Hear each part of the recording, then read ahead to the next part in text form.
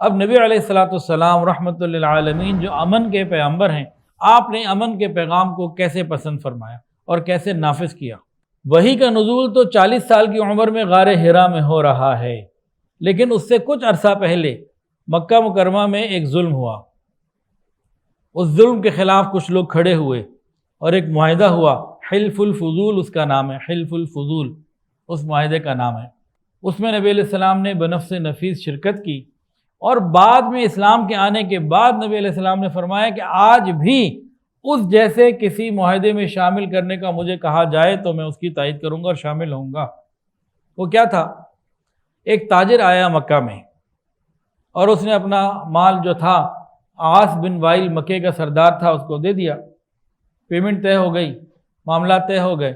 اس نے مال تو لے لیا، اب پیسے دینے میں اور حق دینے میں پیچھے ہٹ گیا۔ اس نے اسے بہت مانگا، اس نے نہیں دیا، ہر طرح کے ترلے مرتے کر لیے، اس نے نہیں دیا۔ اب یہ جو تاجر تھا غالباً یمن کا تھا، یہ مختلف اور سرداروں کے پاس گیا، بڑے بڑے لوگوں کے پاس گیا کہ بھائی دیکھو کسی بندے نے اس کو سپورٹ نہیں کیا، یہ بڑا پریشان رہا۔ تو بہرحال وہاں چند لوگ پھر مل گئے جو آپس میں جمع ہوئے ایک مکان کے اوپر، ابن جدعان یا کیا نام تھا اس کے مکان پہ جمع ہوئے، کہ وہ اس بات پر جمع ہوئے تھے کہ ہم مظلوم کی مدد کریں گے، ظالم کوئی بھی ہو اس سے حق دلوا کے رہیں گے، اور نبی علیہ السلام اس میں شریک تھے۔ تو امن کے لیے، ظالم کو ظلم سے روکنے اور مظلوم کی مدد کے لیے نبی علیہ السلام شروع سے تیار تھے۔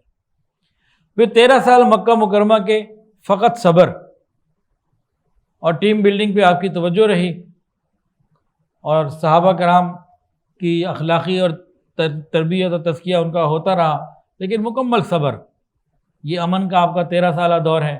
پھر جب نبی علیہ الصلوۃ والسلام مدینہ طیبہ میں تشریف لائے ہیں، صحابہ کرام کے اندر جوڑ پیدا کیا، انصار اور مہاجرین بھائی بھائی بنایا۔ یہ ایک ایسا بے مثال کام ہے جس نے محبتوں کو پروان چڑھا ہے۔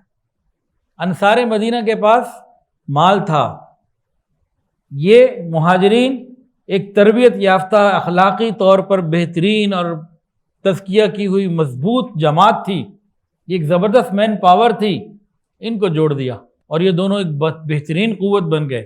انصار کا مال اور ان کی اخلاقی تربیت اور ان کا ایمان اور ان کی قوت، یہ دونوں جڑ کے ایک دوسرے کے معاون بن گئے۔ اس کے اندر اور بہت سارے فائدے۔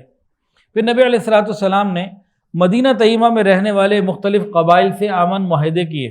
پھر نبی علیہ الصلوۃ والسلام نے مدینہ سے باہر نکل کر ارد گرد کے قبائل سے معاہدے کیے، پھر اور باہر نکل کر مزید دور کے لوگوں سے امن معاہدے کیے، اور سب سے پہلی جو دنیا کی ڈاکومنٹڈ جو دستاویز ہے نا امن کی اور قانون، یہی ہے جو نبی علیہ السلام نے مدینہ طیبہ پہنچ کر قانون بنایا اور معاہدہ کیا۔ 53 اس کی شقیں ہیں، 53 اس میں پوائنٹس ہیں، جس میں 28 غیر مسلمین کے ساتھ تعلق رکھتی ہیں، اور اس میں یہودی قبائل بھی شامل ہوئے امن کے اندر۔ تو نبی علیہ الصلوۃ والسلام کو جب اور جہاں موقع ملا، نبوت سے پہلے یا نبوت کے بعد، آپ نے امن قائم کرنے کے لیے بھرپور کوششیں کیں۔ ویڈیو کے نیچے سبسکرائب کے بٹن پہ کلک کریں، بیل کے آئیکن پہ کلک کیجئے تاکہ ہر نئی ویڈیو کی نوٹیفیکیشن آپ کو مل جائے۔